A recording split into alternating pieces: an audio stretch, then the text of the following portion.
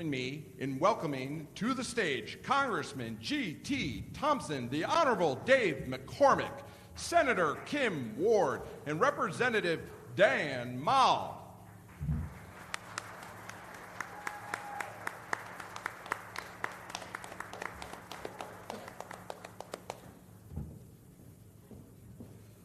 Ladies and gentlemen, please give a warm Pennsylvania welcome to Protecting America's Initiative Senior Advisors, former New York Congressman Lee Zeldin and former Ambassador Richard Grenell.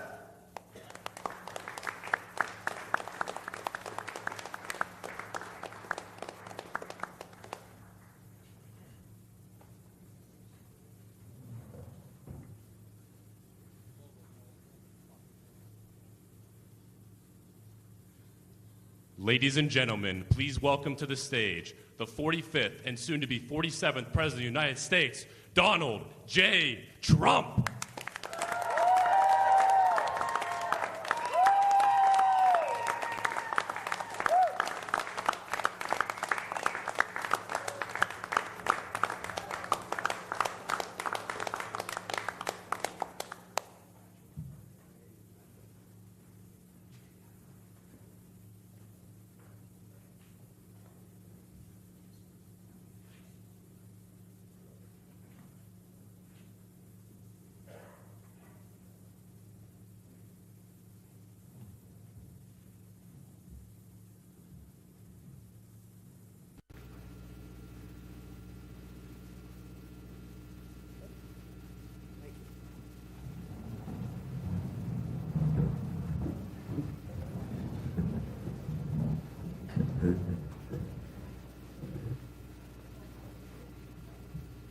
Thank you very much. It's an honor to be with you and a special group of people, the farmers.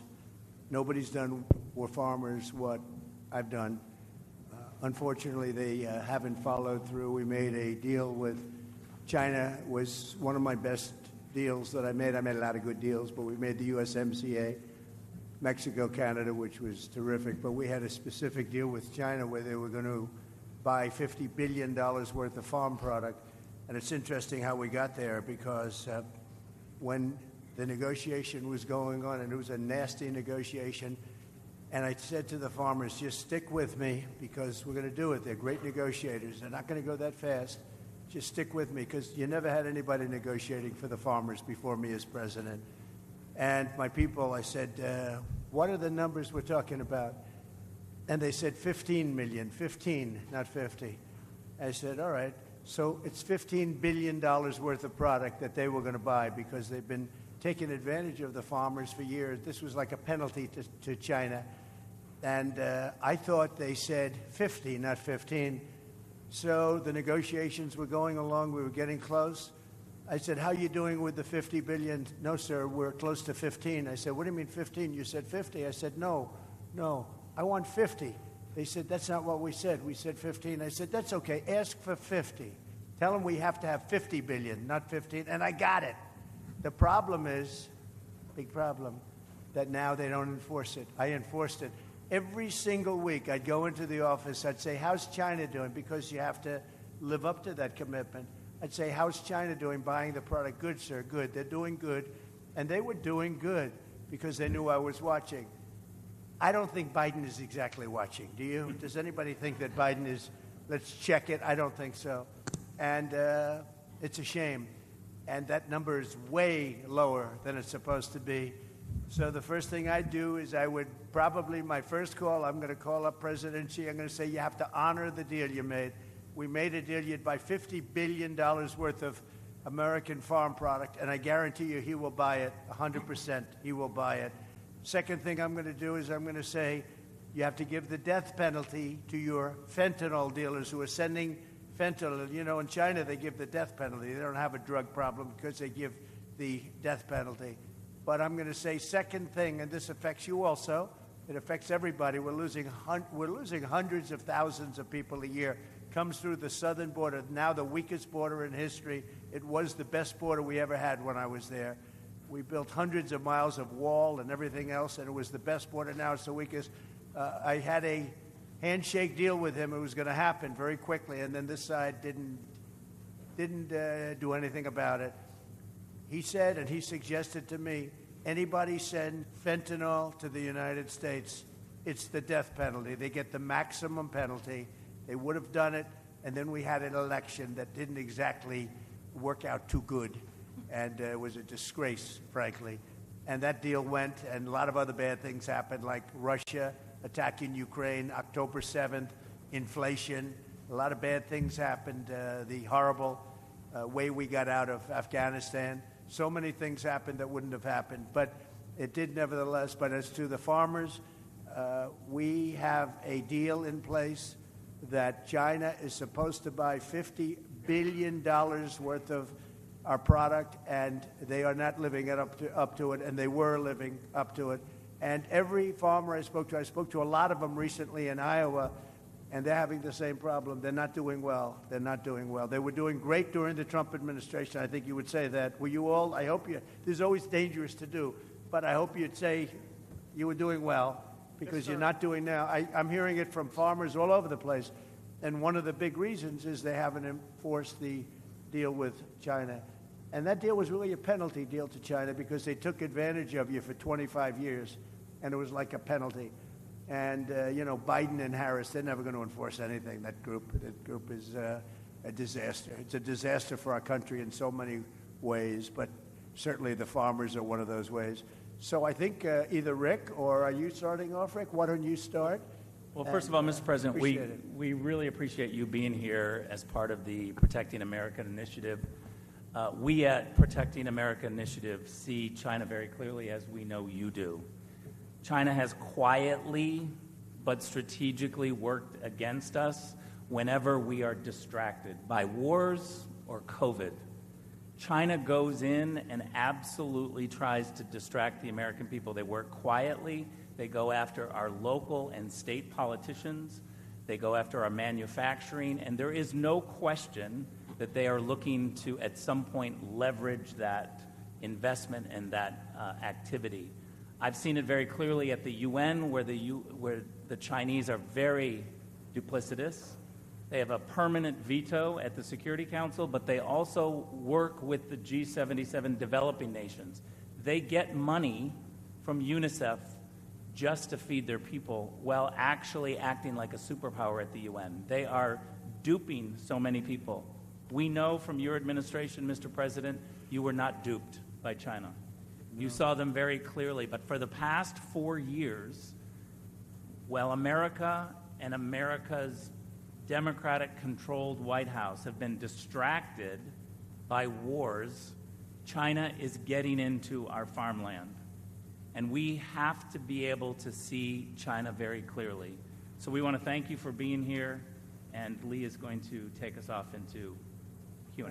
Well, thank you, Rick. Like Ambassador Grenell said, President Trump understood the Chinese Communist Party threat and protected Americans from the CCP's attempts to infiltrate America. It is great to be here with the 45th and our next President of the United States, Donald Trump.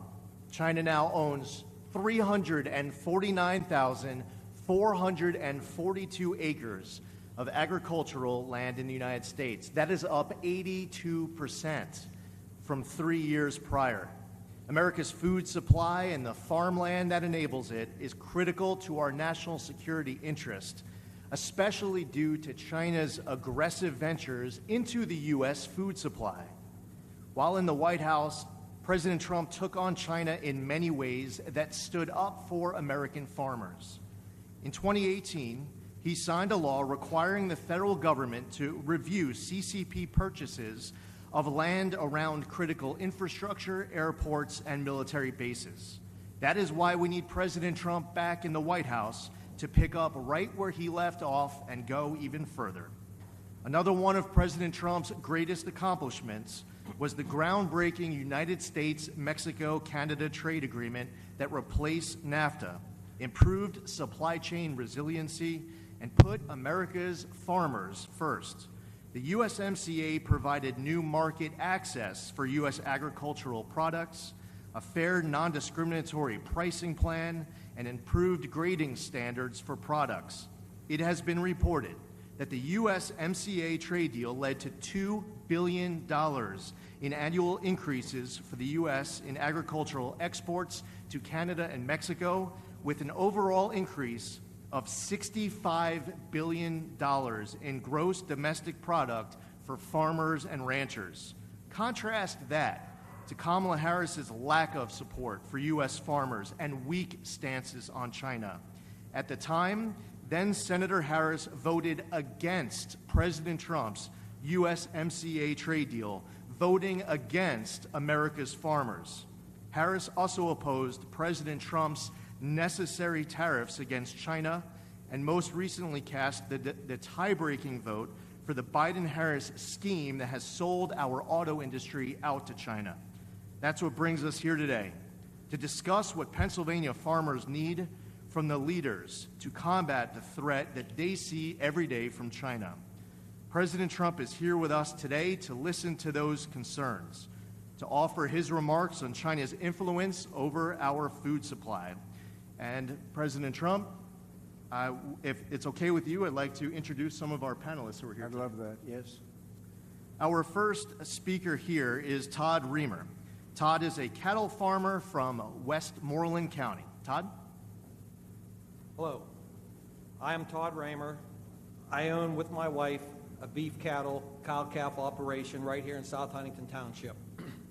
My concern today is with foreign entities buying up American farmland while young Americans can't afford to buy a farm or even get started.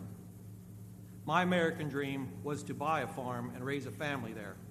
And I was fortunate to find a farm and purchase it 30 years ago while working a full-time job in addition to doing the farm. Finally, in 2010, I was able to quit my full-time off-the-farm job and devote all my time to the farm, something that is rarely achievable now. I know there are young farmers out there who really want to aspire to own their own farm and ranch, but they can't afford to do so with the high costs of the farm, the ranch, and the equipment to get started. We all hear the word sustainability. To stay sustainable, we need to give Americans a chance to own farms and ranches. That's right. So they can continue to produce the safest food supply in the world for generations to come. And perhaps a solution could be maybe to offer a retiring farmer or a rancher an incentive tax break if he sold his farm to a farmer or rancher, American farmer or rancher. Also, if I may, I understand that China now owns major meat processing plants. They hold the contracts on production barns, and they even own feed milling plants all in the United States. I believe that it is Americans should control their own destiny when it comes to food production and the future of it. It's a life of hard work and heartbreak, but I know there's some young farmers out there that can carry the load if we can give them the opportunity. I had an uncle who was a lifelong dairy farmer, and when I was a kid back in the 70s, he had a bumper sticker on his GMC Jimmy that read, "No farmers, no future." That was 40 plus years ago. Since then, technology and crop yields have changed for the better, but the message on that bumper sticker has not changed at all. No future, or no farmers, no future. Thank you. Thank you very much. It's very good. Thank you. Thank you, Todd. Matt Carr is here. He's a third-generation farmer of dairy, corn, soybeans, and alfalfa from Westmoreland County. Please welcome Matt Carr. Thank you, Mr. President, for this opportunity to be here.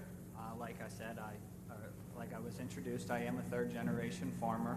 I would consider myself the young farmer that Todd is talking about. And I am a small dairy farmer from Westmoreland County. We currently milk 250 head of Holstein cows twice a day. It is more than a job. It is a lifestyle, as you know. But I would like to talk now about what agriculture means to this country. Currently is 30% of the jobs and $7.43 trillion in economic impact to this country. Like you had said, you are pushing through to China for dairy products to be sold there.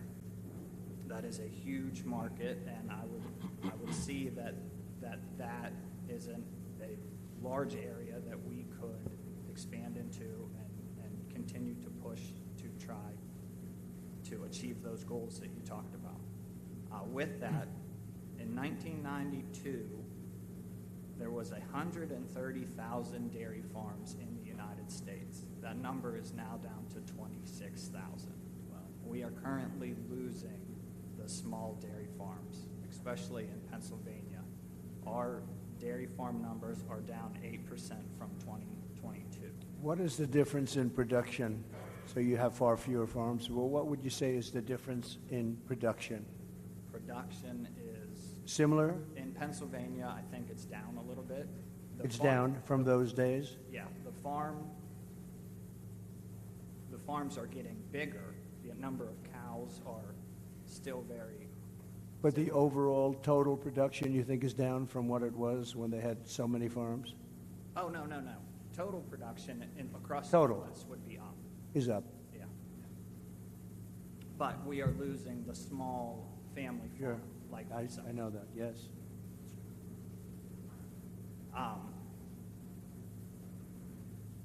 Dairy margin is the margin that we have in order to make a living and a profit is extremely tight. Our input costs are up. So is there a way for America to, we talked about manufacturing, can we manufacture our own and not rely so much on foreign inputs for that in order to address what we need in order to survive into the future? Thank you, Matt. Great job. Appreciate it. Thank you. Nick Stafiri is a hay, beef, and pork farmer from Fayette County. And at this time, I'd like to introduce Nick Stafiri. Hello. Thank you, Mr. President, for having me, and thanks for the opportunity to be here today. My name is Nick Stafiri, as they said. I'm from Lower Tyrone Township, Fayette County. My family owns a small 120-acre farm where we specialize in freezer beef and hay.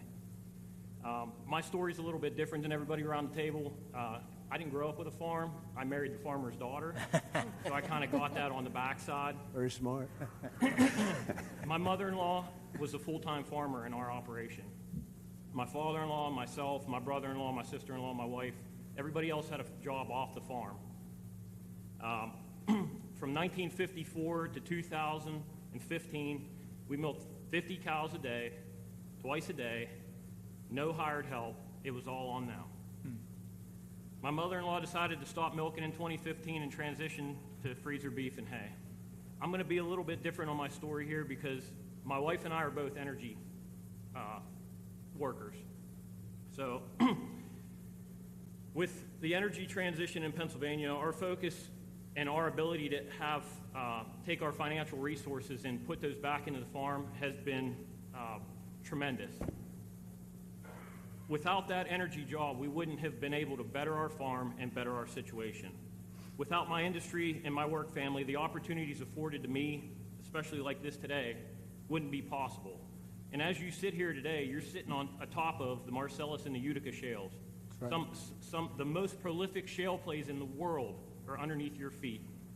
My family depends on my salary and my wife's salary, and those salaries are dependent on pro-American, pro-energy policy. With this pro-energy policy would allow operators to develop abundant clean natural gas from below our feet. Appalachia produces roughly 30 billion cubic feet of gas per day.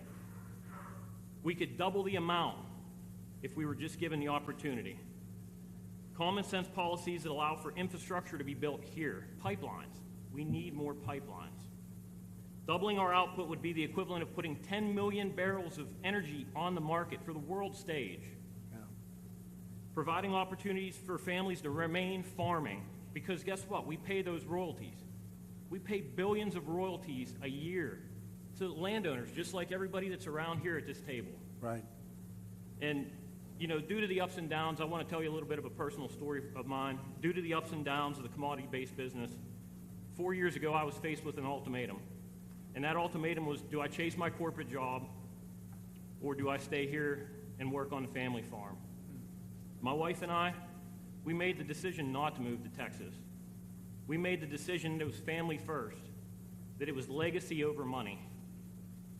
So our conscious decision to raise our two beautiful daughters as fourth generation on our farm is the best decision we made in our relatively young lives.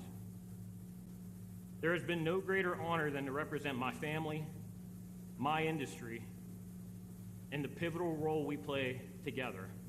The intersection between agriculture and industry, it's a tight-knit one.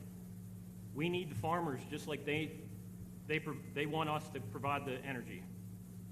And responsible natural gas development should not be a partisan issue. It's a common sense issue. So I want to thank you again for allowing me to speak with you today. It's been an honor, and I really appreciate it. So thank you very much, Nick, and it's great. So without your job, which is a good job, an energy job, but if you don't put Trump in, you're not going to have any energy jobs in here. They're not going to let you frack. They're not going to let you frack. You know that. She's never said frack in her life until just a short while ago when she realized her poll numbers were dying in Pennsylvania. They're not going to let you or anybody else frack. And so I just want you to be aware of that when you go and cast your vote. I'm not too worried about the people around this table, I must be honest. But you never know. But everybody's aware of it. And I think Pennsylvania's aware of it based on polling that we're getting. You can't let them do it because I didn't realize you were so dependent. Even a farmer would have to be dependent on the energy. But you take that energy out, you take that income out, it's a whole different story for Pennsylvania. Completely. And we're not going to let that happen. We've got to win the election. Thank you very much. Great job. Thank you. Our next speaker is Mana Papafavare, the CEO of General Carbide. Thank you so much. So again, my name is Mana Papafavare. I'm the president and CEO of General Carbide Corporation. We are a 56-year-old manufacturer of carbide and steel tooling components and assemblies for lots of industries that include oil and gas, ammunition tooling, and agriculture, to just name a few. We're a fully integrated supplier, so we start with our own graded powders all the way to making our finished tools, which we've transformed over a period of years. Great. This company was started by my father, Primo J. Papafava, when I was just 5 years old. He was the son of Italian immigrant parents.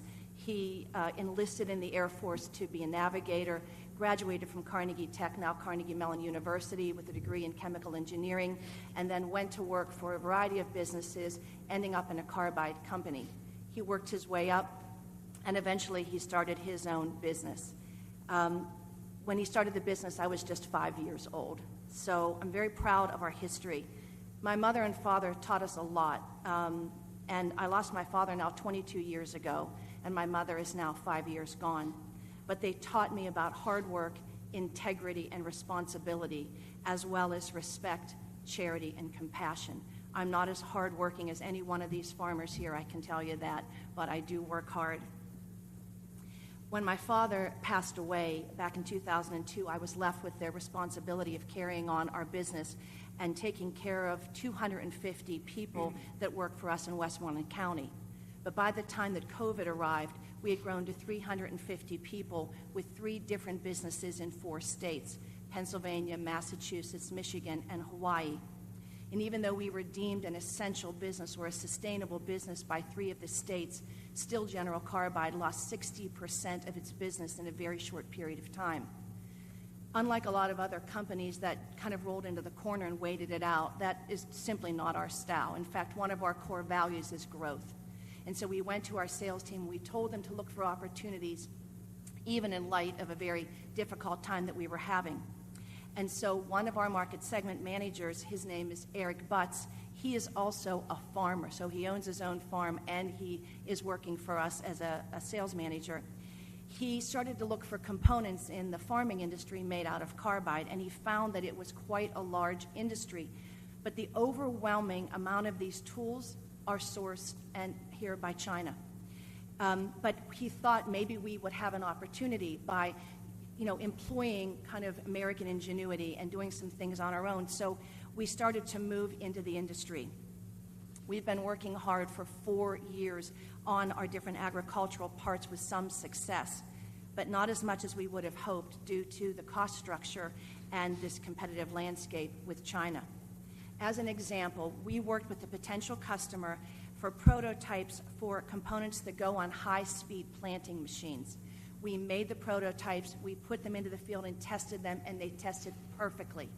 But then the customer came back to us and said that even though our cost structure was in line with the domestic producer, we couldn't come close to the prices that they were getting from China, and so they would continue to purchase offshore. That's why you need tariffs. This is a loss of $500,000 for just that one part, and there are so many different kinds of parts that we have out there. For sure. We're currently working on components for several aspects of agricultural, the market including ground prep, seeding, and harvesting, and we've had some success. We're using better grades of carbide. That also costs more.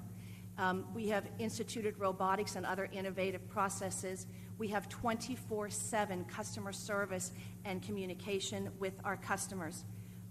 And we're now a one-stop shop, but we still cannot compete against Chinese government-subsidized businesses. Additionally, the purchasing agents are not incentivized to buy on a value proposition. They're incentivized to buy the cheapest parts out there, and those parts are coming from China. So I believe we really need to do three things. One, I think we need to incentivize our machine manufacturers and our farmers to purchase American machines with American-made components.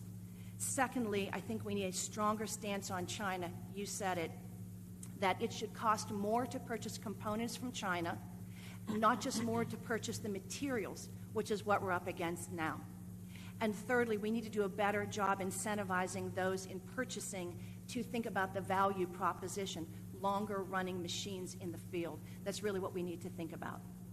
So to end, I believe in the strength of this nation, Mr. President, but I also believe that you and only you are going to be able to bring back our independence Amen. and prosperity. And the last thing that I want to say is... I agree. That's why you need tariffs. This is a perfect example. They undercut you, drive you out of business, and then they're going to put the price at double and triple. It's no different. It's been that way for hundreds of years. That's what they did with oil. Rockefeller would open up a station on every corner, and you'd have a gas station. Then he'd open up 3, and it'd cut the price so low, and everybody thought, oh, wow, what a great bargain. He'd put the one guy out of business, and then he'd raise the prices to triple, quadruple what it was.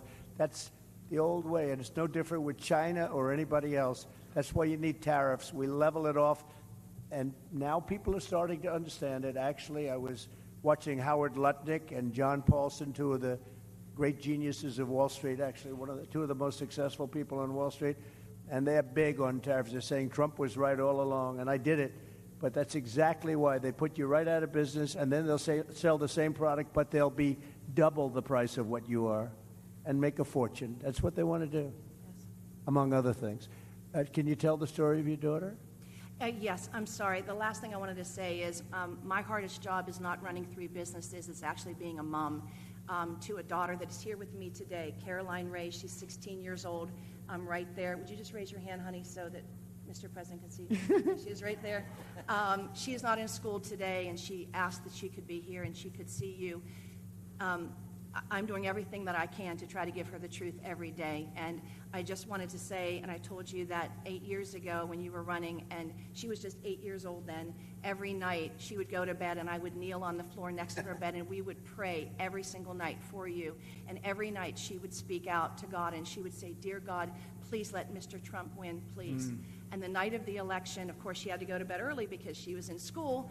But at 2 o'clock in the morning, when we finally knew that you had won, I went into her bedroom. I scooped her up out of her sound sleep, and I was literally tears pouring down. And I said, "Baby, Mr. Trump won, baby. He won, he won." And she said, "Thank you, God. Thank you, God."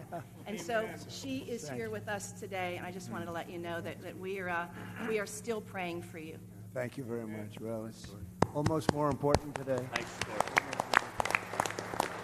When you add the border where we have millions of people coming in and from prisons and from mental institutions and terrorists and traffickers, human traffickers, drug traffickers, I believe it's more important today. We had a bad border then, and I fixed it, totally fixed it. In fact, it wasn't even a subject at the next election, but we totally fixed it. And but that border was nothing compared to what's happened now. This border is so bad and so dangerous for our country. I think it's more important today. I think it's going to be the most important election in the history of our country. Thank you very much, and thank you, beautiful daughter. Thank you very much. Very nice story. Thank you. Beth Leeper is a small business owner, former dairy farmer, and current beef and crops farmer from Westmoreland County. I'd like to introduce Beth Leeper. Mr. President, government and elected officials, and honored guests, thank you for coming to Western PA again today to hear our concerns and address solutions. My name is Beth Leeper, and to play opposite of Nick, I married the farmer's son, who is here today with my two sons, Levi and Owen. I am a Christian, a wife, a mother of three, and a small business owner in that particular order. I, with my husband Brian, own and operate a direct-to-consumer on-the-farm market featuring beef that has been raised on the family farm in Donegal, PA. We procure lamb, chicken, and pork from other small farms in Pennsylvania like ours, and all the animals are harvested through local processors to our specifications. Since opening in 2017, our goal has been to provide our customers with consistently high-quality products while also supporting other small businesses and our community. In May of 2020, we expanded our store and offerings due to the needs of consumers during COVID and to offer other businesses another avenue to sell their goods. We now offer several agricultural and specialty items, all produced in or near the Laurel Highlands area. My husband is also a full-time owner-operator of transport in the dry bulk industry, and I also work part-time for a Christian school as the food service director. I share our occupations as an introduction to explain the challenges, due in large part to the inflation that we have seen, that we have witnessed and experienced both as a producer and a retailer, and also a consumer. As a truck driver, my husband normally fills his truck 2 to 3 times a week with diesel. In January of 21, just after Biden revoked the Keystone Pipeline, one of our fuel receipts totaled $592 for 200 gallons of fuel. That was $2.99 a gallon. In May of 22, a year after our energy independence moved overseas, one of our fuel receipts totaled $996 for 166 gallons of fuel. That was $5.99 a gallon. That $3 per gallon more means upwards of $800 to $1,200 a week in fuel expense, unless to meet our business and family's needs. This net zero approach has also increased farm costs exponentially, which I know comes as no surprise to anyone here today. Fertilizer is up 30 to 60% in 2024, not to mention the increase in seed costs, the fuel, the parts and supplies, and man hours for planting. Electric has doubled from around $400 a month in 21 to $800 a month this year, just to run some equipment and the lights that doesn't include heat. In 2023, feeder calf prices reached an all-time high, coupled with the increase in other commodities and prices to farmers not keeping up. This equals very small profit margins, and therefore, we have been purchasing a fraction of the feeder cattle that we have the capacity to feed. Our farm currently feeds out approximately 70 to 100 head of cattle, and that is reduced from 180 to 200 head just 2 to 4 years ago. But we have the capacity to feed upwards of 400 to 500. Actually, we are currently feeding only enough to satisfy our direct-to-consumer base, as it remains somewhat constant. The seasonal tourism of camping and skiing in the Laurel Highlands contributes to our sales, and we are located in the heart of the Laurel Highlands. I handle all of the customer relations for our on-the-farm market, and our customers often share their concerns with me. These are some of the things I hear most often. I really don't eat a lot of beef anymore. It costs too much. I can't afford to purchase a whole animal this year. What smaller packages do you offer? We are visiting from out of town. We don't have any places like this where we are from. And recently, the thing I've heard the most is I used to purchase bulk beef from a farmer nearby, a friend, a relative, but they don't have cattle anymore. Just last week, a local dairy in operation for over 65 years announced the closure of their bottling operations due to rising costs of supplies and down demand. Other farms in the area have declared bankruptcy or sold off property and downsized. I can't even get started on the detrimental effects that the weather has had on the vegetation in our region this year. From hailstorms to droughts, our corn and soybeans were among the victims. Nevertheless, farmers are no strangers to the risk and the gamble that they take every single day in order to do what they know and love, and that is to farm their land. And as always, this too shall pass, hopefully soon. Jeremiah 29:11 tells us, "For I know the plans I have for you, plans to prosper you and not harm you, plans to give you hope and a future." I'm not an economist, and to be honest, foreign policy is not in my wheelhouse. But this roundtable event is to address on how to protect our farms and food from China. It seems like basic, conservative common sense to me. Do what it takes to keep our farms producing, our markets selling, and our customers buying. Thank you for your time. Thank you. Thank you. Thank you, Beth. Dave McCormick, known national security expert, a fellow former veteran of the 82nd Airborne Division, and hopefully our next senator here from Pennsylvania, Dave McCormick. Thank you. Thanks, Lee. And Mr. President, thank you for being here. And, a lot of bad things have happened over the last 3.5 years, but there's two particularly relevant to this audience. One is, as Lee said, China now has the upper hand. China is our adversary, smells weakness in all of its relationships with the United States because of the weak policies of Harris, Biden, and Bob Casey, who's been a 98% vote. Right. The second bad thing that's happening is our family farms, as you're hearing, our farms across Pennsylvania are struggling. Agriculture is the biggest industry in Pennsylvania. We have 52,000 farms. And under the Biden-Harris-Casey administration, it's been a disaster. Everywhere I go, I hear the skyrocketing prices, the price of inflation. I hear the burden of regulation. I hear the implications of the war on fossil fuels and what it's done to our farmers. And so when you're back in the White House and we have a majority in the Senate to support your agenda, and I've heard you talk about this, I think the people in this room can have a lot of confidence in fair reciprocal trade. Under your leadership, we had that. We've lost that. We'll get that again. Under your leadership, we can make sure we reduce our dependence on China for semiconductors, for pharmaceuticals. We got to have food security, and the people in this room are the providers of food security, not just for Pennsylvania, but for America. We got to stop this buying of farmland. It's going up dramatically. It hasn't hit Pennsylvania much yet, but nationally it's growing dramatically. It'll come to Pennsylvania too. I know you're going to stop that. And then finally, I'm so glad you said it, energy. I mean, the reason many of these family farms are still operating is because of the energy revolution, the royalties that come from the wells on their properties, the incomes coming from energy workers. So this is a very simple choice for the people in this room and the farmers across Pennsylvania. It's a choice between strength and weakness. It's a choice between common sense policies that get our economy back on track, create a balance in our relationship with China, get the upper hand again, and unlock our energy versus a radical liberal agenda under Harris and Casey, which will take our country further in the wrong direction. I think I can say with a lot of confidence, Mr. President, the Pennsylvania farmers, the agriculture community here has your back. Thank you. I think they do. Thank you. And you're right, David. Bob Casey, and I've been there for a long time, actually, 4 years, but a long time. He has done nothing for the farmer. He has not been there. He's 100% with the Biden vote, I guess just about 100% of the time. Bob Casey is not the right one. This gentleman right here, he's tough, he's smart, and he loves the farmer, and we're going to turn it around. But Bob Casey cannot help us. He has never done it. Not good for the farmer. So I think you probably learned that the hard way. Thank you very much, Dan. Thank you, sir. Darrell Becker is the Fayette County Farm Bureau president. This time I'd like to introduce Darrell Becker. Thank you. As Mr. Zeldin said, my name is Darrell Becker.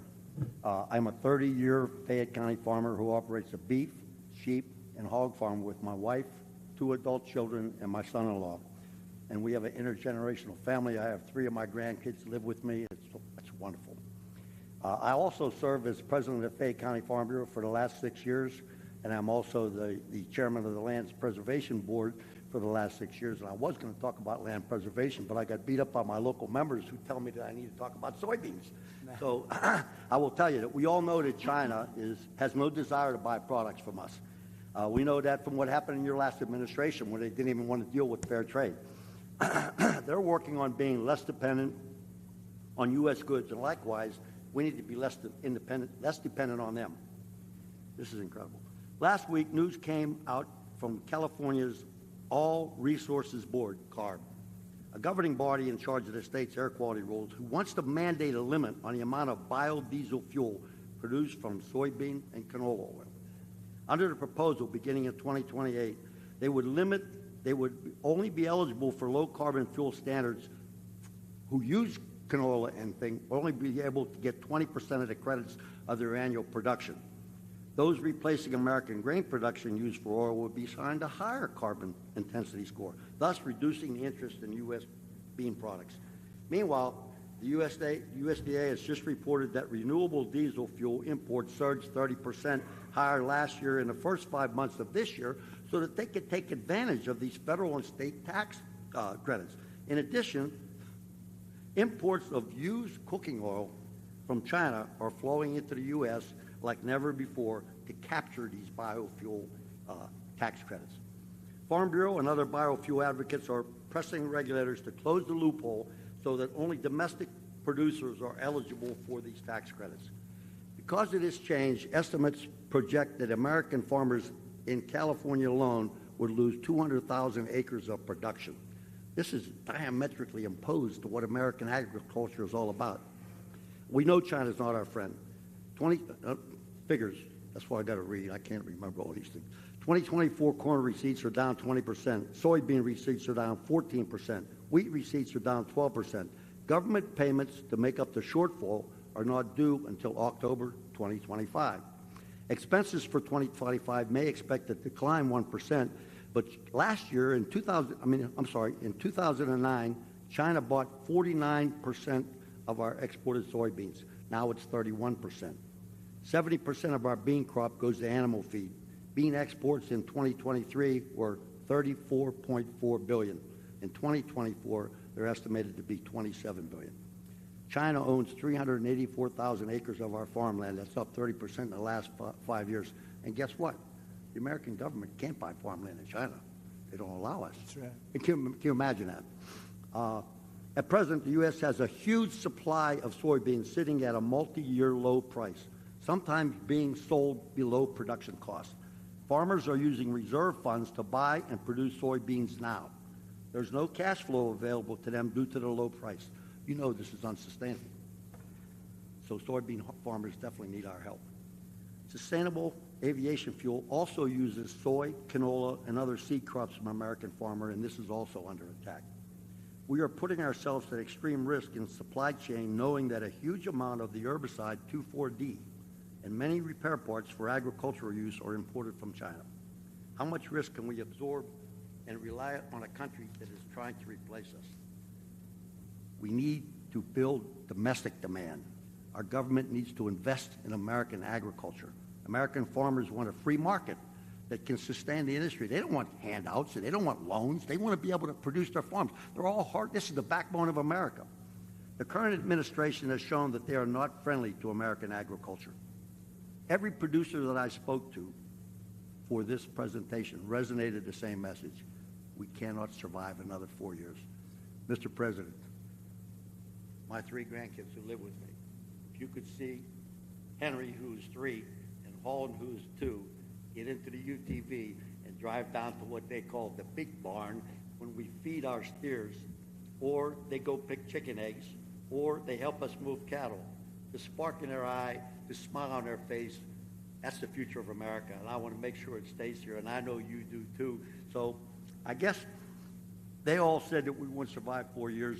I'm sure that when you get elected, that my line would be, help us make American agriculture great again. Well, Thank you, Mr. President. We'll take care of it. We'll take care of it. It's not very difficult to do. We're just being ripped off by other countries, and not only China, by the way, but we're being ripped off at levels that nobody's ever seen before. And this administration has allowed it to happen because you were making probably the best you've ever done 4 years ago, 5 years ago. You were doing better. All farmers were. They were doing better than they ever did. And now they're doing very bad. I mean, I hear more complaints from farmers than almost anybody, and that's the backbone of this country. So they'll be Can I very add one happy more- for a long time to come, okay? Can I add one more thing and say Yes. to you that we've seen the decline of the mom and pop stores. And what you're hearing is that we're seeing the decline of the American family farm. That's America.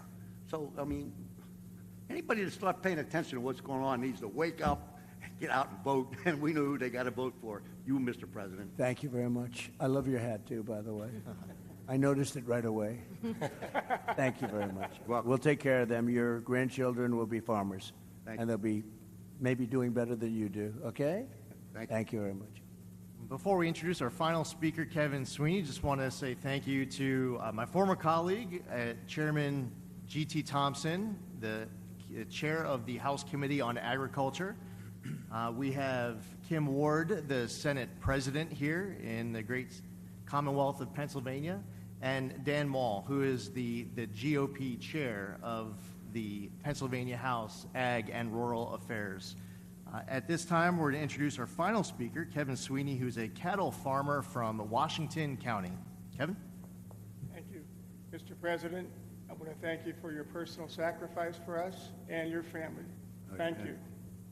I'm 71 years old. I'm a new farmer. I've owned my property since 1988.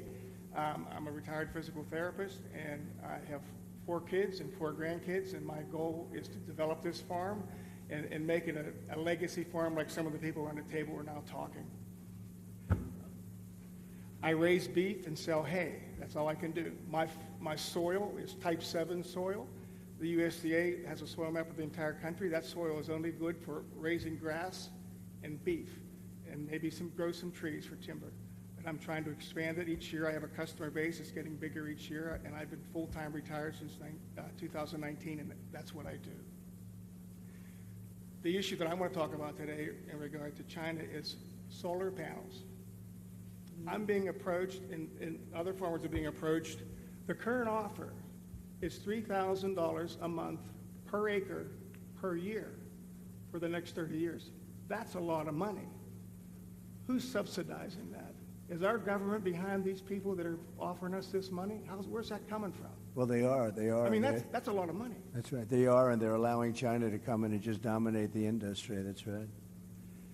They're sending panels over. Many of them are very defective, very bad panels, but they're sending them over, and they are really putting a lot of people out of work. But that's amazing. It's an issue. That's a form of subsidy. Most of the small farms that are around me, I'm very close to Enlow Fork Bailey Mine Complex. It's one of the top 10 underground coal mines in the country, and they're in that group. They mine a lot of coal. All that coal goes down the railroad, into the rivers, and goes to China. Okay, and it's unfortunate. These companies I'm surrounded by have bought up a lot of the small farms that I was fortunate enough to buy in 1988. They were beef farms. They were the same type of farmers as mine, but they own all these. They own all this property. Okay, my concern is, what if one of these foreign entities come in, and even though they don't own the land, they buy that company and then directly have control of the lease or that land and are able to use it for whatever reason. My other concern is the federal government. What if, for public use, they come in and say that they want to take my farm and put solar panels on it? What guarantee do any of us have that the government, Big Brother, won't come in and do that to us? We need to know about that. That concerns me. In the news right now is the sale of U.S. Steel to Japan. Okay, and I just happened to be researching it. I didn't realize that U.S. Steel has a land division, huge land division. They have vast holdings in this country. So when Japan buys U.S. Steel, they're buying a lot of land with it. Will they have the ability to put solar panels on it or use it for another purpose? We don't know. It concerns me.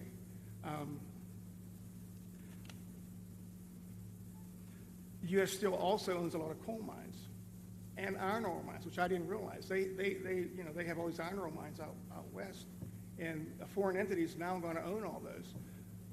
And I've said this for a long time. I'm from the Mon Valley, and when I grew up, there were steel mills everywhere. Everybody in my family worked for steel mills. There's none left. They're torn down. They're not even there. The same with coal-fired power plants. They're gone. Should we have some sort of a strategic plan to keep some of these steel mills and to keep some of this stuff as a strategic reserve, whether it's minerals, not only oil, but coal, iron ore, those sort of things? You know, it concerns me that that's just going to go away to foreign countries. It worries me. I have a couple of tax concerns, one being the death tax. You know, my 4 kids, what's going to happen when I'm 71 years old when I'm not here? They're going to pay big money, or they're going to have to sell out, or they're going to have to go get solar panels to keep the property. So, you know, if you can do something about the death tax, appreciate it. So. By the way, the death tax, as you know, in the Trump bill, you don't have to pay a death tax or a inheritance tax. And under them, they want that terminated. They want you to pay. And what happens, especially with farmers, you're sort of land rich but cash poor. A lot of farmers are land rich and you love it, but you don't always have cash. And you leave it to your loved ones. You leave it to your children, which you want to do. That's what the ultimate is. If you love your children. In some cases, you don't love your children. You don't have to leave them anything, right? But generally, you love your children. And you leave. You have no problem with your children. But, you know, you leave it to your children, and what was happening is people were going out borrowing a lot of money in order to pay the tax, borrowing from the banks on their farm, big liens on the farm, very smart banks, they know how to do it, and the children would go bust, or they'd spend everything they could to pay the tax, and they'd live a very tough life and usually lose the land. I got rid of that. You have no tax to pay on these small farms and businesses. And it's a great thing. Nobody talks about it much. The fake news doesn't ever talk about it, but it's a tremendous factor. And I mean, it was one of the things that I was happiest about, because literally farmers are going out of business. Children, they take the farm from their parents and they have to go out borrow a lot of money, and they can't afford to do it, and they can't pay the interest rates. They end up losing the farm over a short period of time. So we got rid of the estate tax or the death tax. And now it will come back under play under Comrade Kamala. That's what happens. That's not good.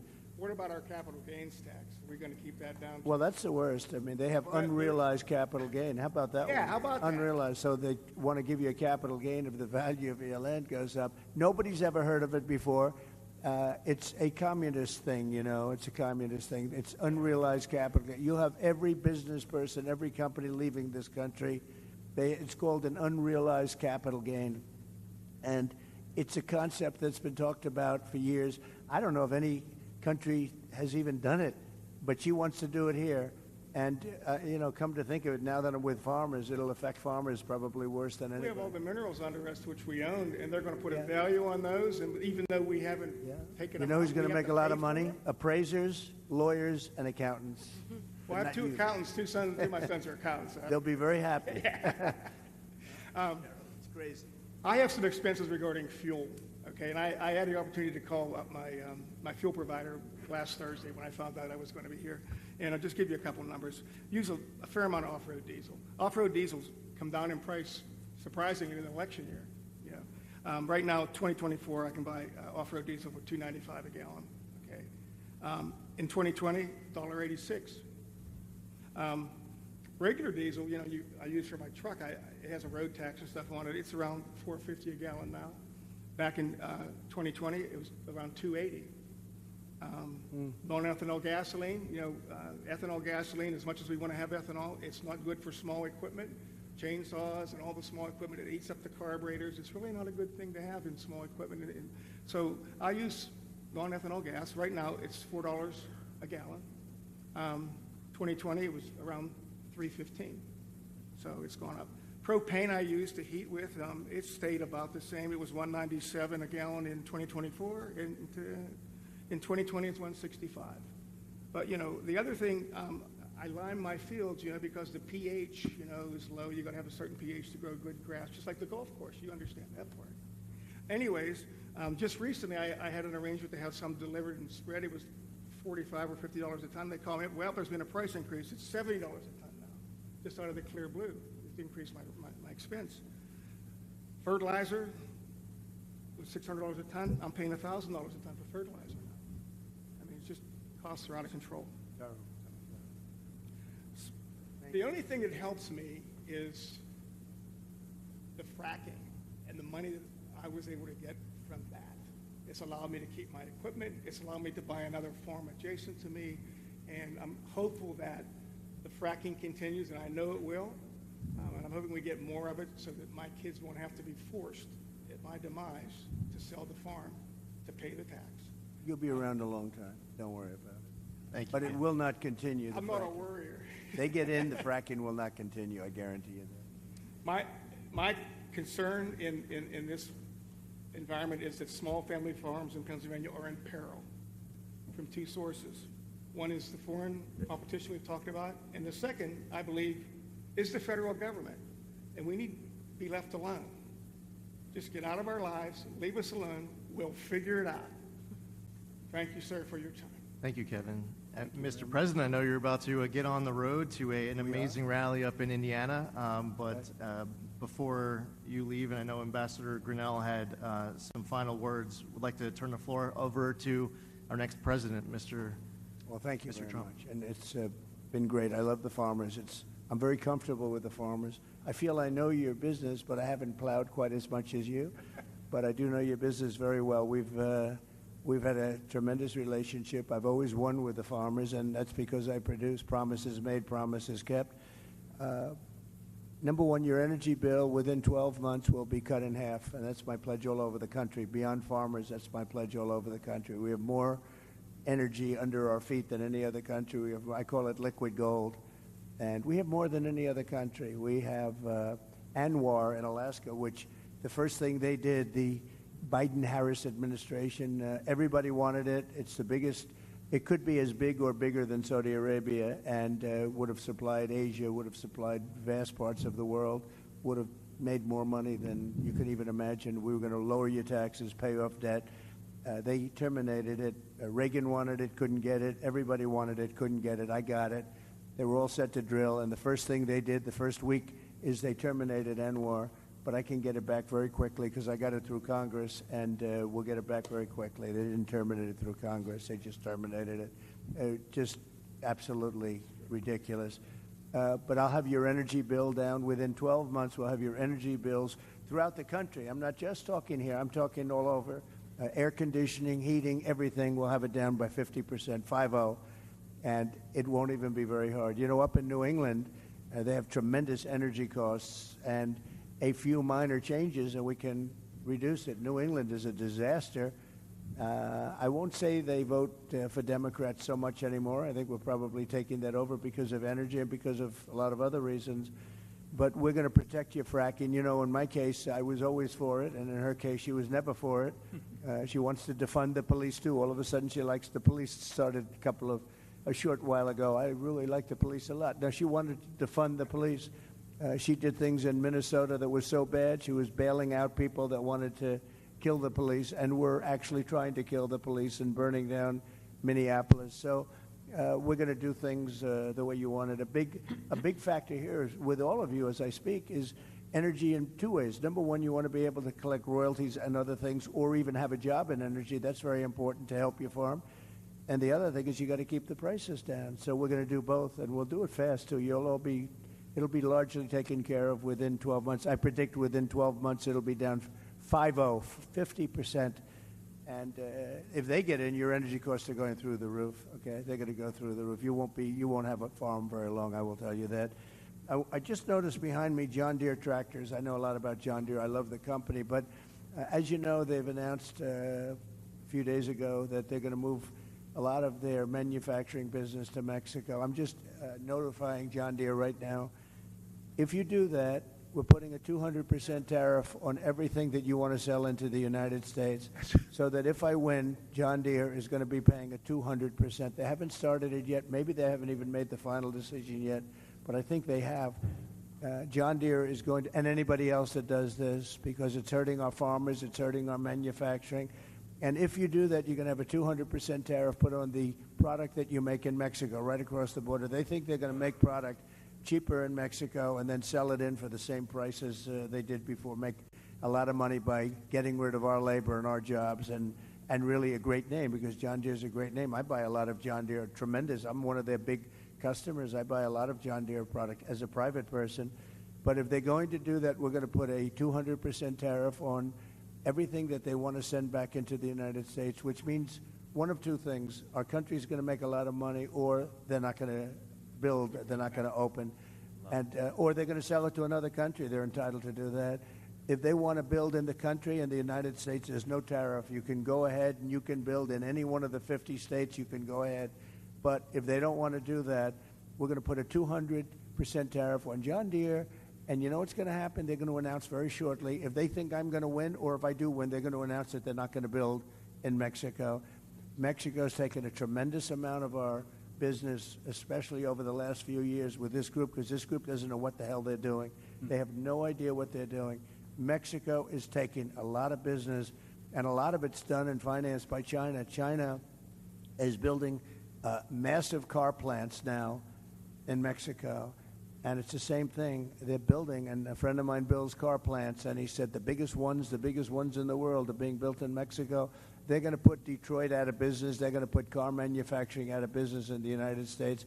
And I'm just telling everybody involved in this stuff, we're not going to rip off the United States anymore. We're going to put big tariffs on those cars that are coming in here at 100 to 200%, and they're no longer going to be competitive. So you better stay in Michigan, and you better stay in the areas that you're in right now.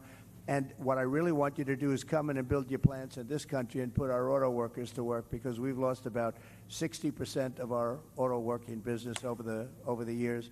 And we're going to get it all back, every one of them. We're going to get it all back, and we're going to get it back quickly. And we can control that so easily.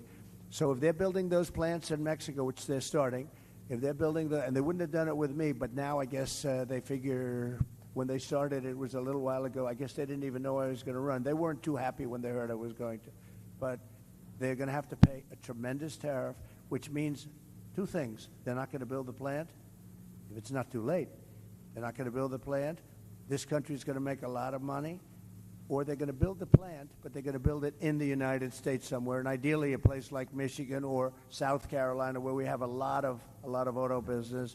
But we're not going to let that happen. But John Deere has got to understand that if they build in Mexico, if they start closing plants, in this case it was in Iowa, they're going to close a big plant, and a couple of them. And that's just the beginning. The problem is that's just the beginning. Then all of a sudden you'll hear in a year from now they're going to do another one. All of a sudden they're not going to be in the country anymore. They're going to have to pay a very big price to be able to sell that product into the United States, okay? So that's very important. And I just have to say this. So Dave McCormick is here. He's running for the Senate. He's a great gentleman. He's a hero, great warrior. And he's a real warrior, too. Served incredibly in the military, so highly respected, did great in the military, went out, did tremendously in the private sector. And he's running against Bob Casey. Bob Casey never did anything for you. He never did anything for Pennsylvania. I was president for 4 years. I don't even know if I ever met him. I mean, I've met everybody. I don't know if I met him. Maybe I did, but it certainly didn't make a hell of an impression on me. But Bob Casey has done nothing for you as farmers. Look at the problems you have. As soon as I left, you have problems. You didn't have problems when I was running things, because we ran it and we watched over the farmers. It was very important to me. But Bob Casey has done nothing for the farmers, and he's done nothing for the state. He's got long-term legacy. He inherited the job sort of from his father. And, when that happens, I was telling David, not easy there are other cases like that too. Never easy to beat, but they're living only on a past reputation of somebody else, in this case, a father. He's done nothing for the state, and I didn't come here for David, but I have a lot of respect for him. And if I only do David, I tell you what, you have to get him. He's an incredible guy. He's going to make your farmers, he's going to help me make the farmers rich. We'll make the farmers rich again. And I appreciate everybody. I appreciate very much everybody. Just hang in there. And I know it's not been pleasant. But the first thing I do is I tell China, you got to start buying. China's not buying like they're supposed to under the agreement. And I'd say, China, you have to start buying. I'd like to, if I can, Lee, I'd like to have a few questions, if you want, from the media in the back. A lot of media here. Yes, ma'am.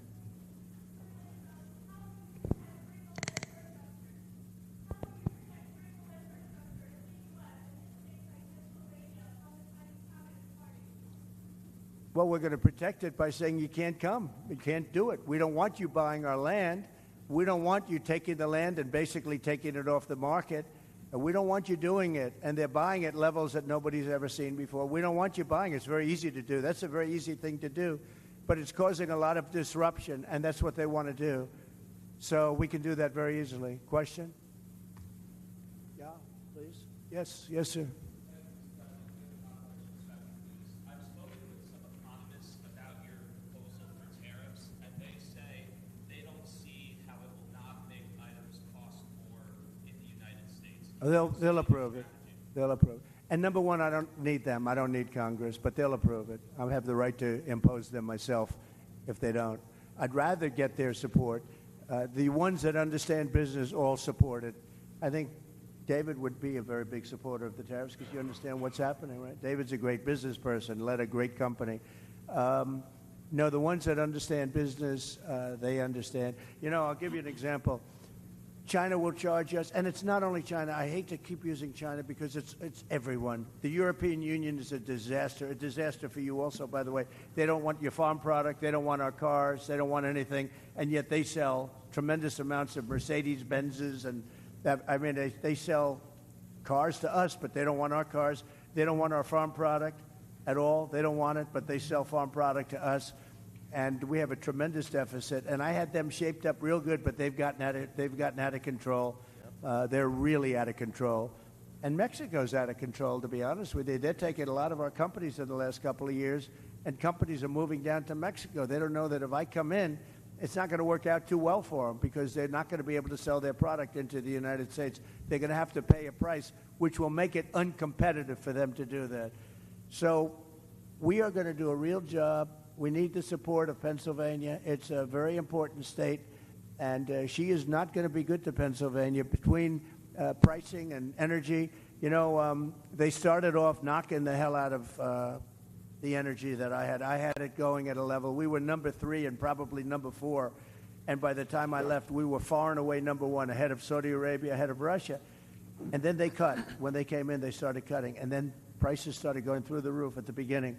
And what they did is, let's go back to what Trump was doing. We got to go back. And they opened up the stuff that they were cutting, and it was a similar amount. But what they don't say is that we would be at least 3 to 4 times more production of energy right now, and your prices would never be what they are because you can't compete when you have to pay that much for energy. So they didn't do their job. And by the way, if they won, you could forget about it. They want to go to all-electric cars. How's that going to work? They don't go far. They're too expensive. They're made in China. And on day one, I end the all-electric mandate. And I'm a fan of electric cars. Elon Musk, frankly, gave me the most beautiful endorsement. He endorses me all the time. He says, this is the only guy that's going to save our country. He's been very generous. And I think he makes an unbelievable product. But you have to be able to also sell gasoline-powered cars. You know, we have gasoline, and they want to use something that we don't have, but China has, because for the batteries and everything, China has and controls that market. But the problem is they don't go far, and they have other problems, like if it's cold, you get a little bit cold up here, they don't work too well in the cold. There are a lot of problems, and a lot of assets, too. And he's going to do great. His car is fantastic, but you have to be able to have other types, like hybrids. Hybrids are, good. It's a good thing. You have to be able to do that. So I'm going to end that mandate. Can you imagine? They want to almost immediately go to all electric. And we don't have enough electric to take care of ourselves. You go to California, they have blackouts and brownouts every single day. California's a mess. They have the governor of California, Gavin Newsom. Has anybody ever heard of him? But worse, they had an attorney general and a DA who destroyed San Francisco and then destroyed California. And I hate to say, because I have a lot of land in California, I hate to speak badly about places, but frankly, my presidency is much more important than my land. Isn't it nice to know? With Biden, it's the other way around. But my presidency is much more important than my land or my business. And I will say it, California is getting hurt so badly. She destroyed San Francisco, absolutely destroyed San Francisco, and now she wants to destroy our country. She was a horrible attorney general, You could steal $950 worth of merchandise for a store and you wouldn't get prosecuted. But anything above that, you wouldn't get prosecuted either.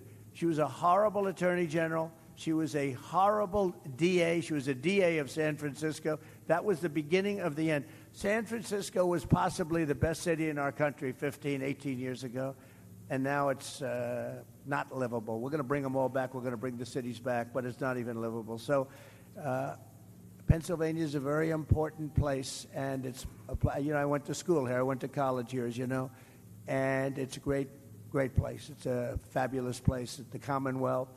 And we're going to make you very happy. All of those things that we talked about are very easily solvable with you. That's such an easy, that could be done in one day.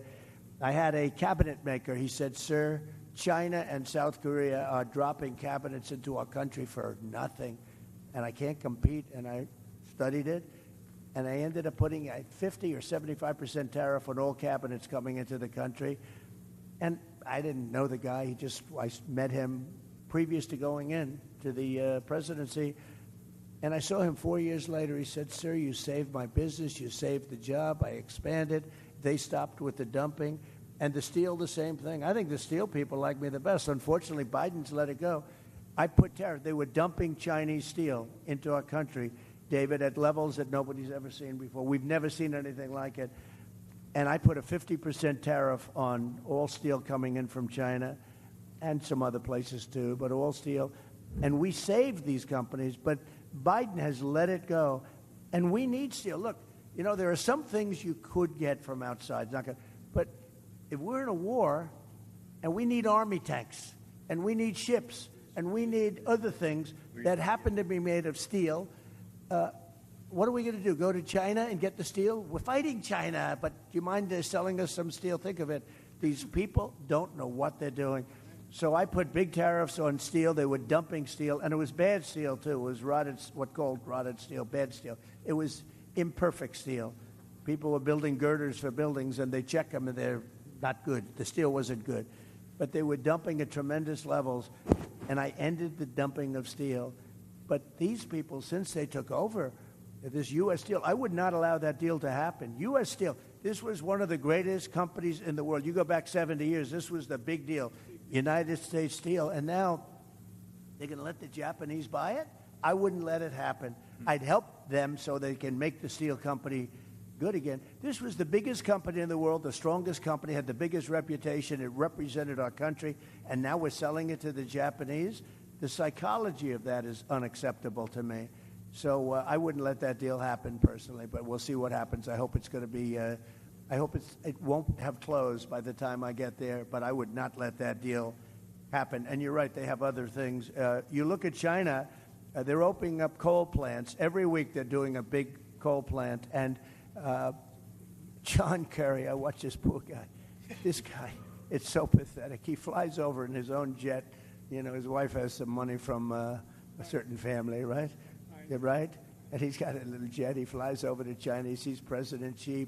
Oh, yes, I will consider this very strongly. I will consider your request to stop building coal plants. And then he leaves. And he comes back. Oh, I had a good conversation. Nothing gets done. They're building coal plants. He had zero impact. But we don't build anything here. And what people don't understand is all that pollution in China, all the pollution everywhere in the world, much of it flies right over the United States, takes 3.5 days, comes in from China, and it's sometimes bad, and it flies right over the United States. So what are we going to do about that? But nobody ever discusses that. They don't want to talk about that. So we'll be nice and clean. Same thing with the oceans. You take a look, the Pacific, it flies in from, they dump it right in the ocean, and in about a week and a half, it's in, welcome to Los Angeles, California, and we're lifting it out of the ocean all day long. We have, it's a massive, big business. We're taking their garbage out of the ocean because it floats right to our West Coast, and other countries too.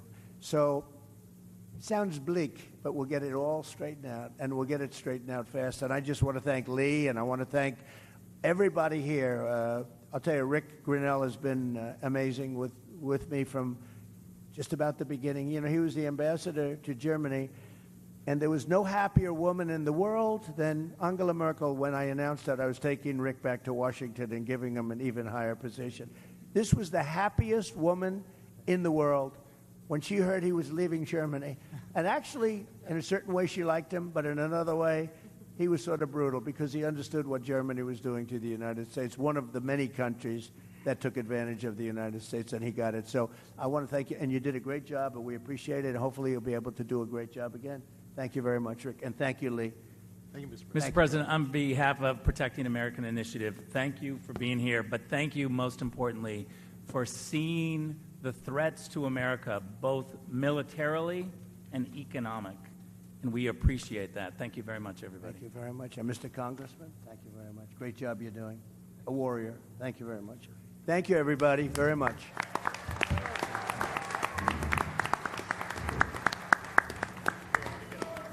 Could you sign my hat?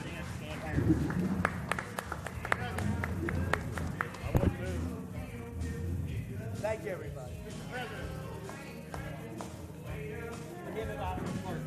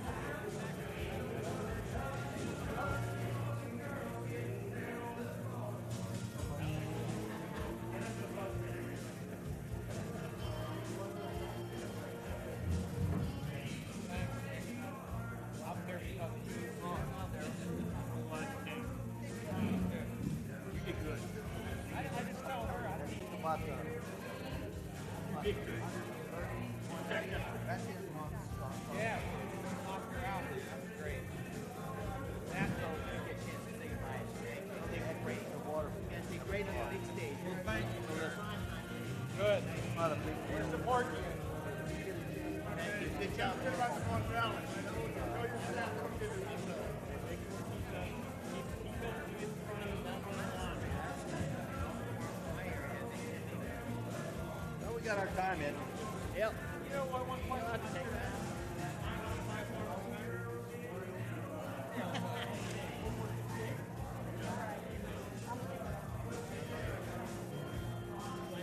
Oh, yeah. Thank you. He's a good man. He's been a big man. I will. I'll come to you. Did you want to come over here, do you think?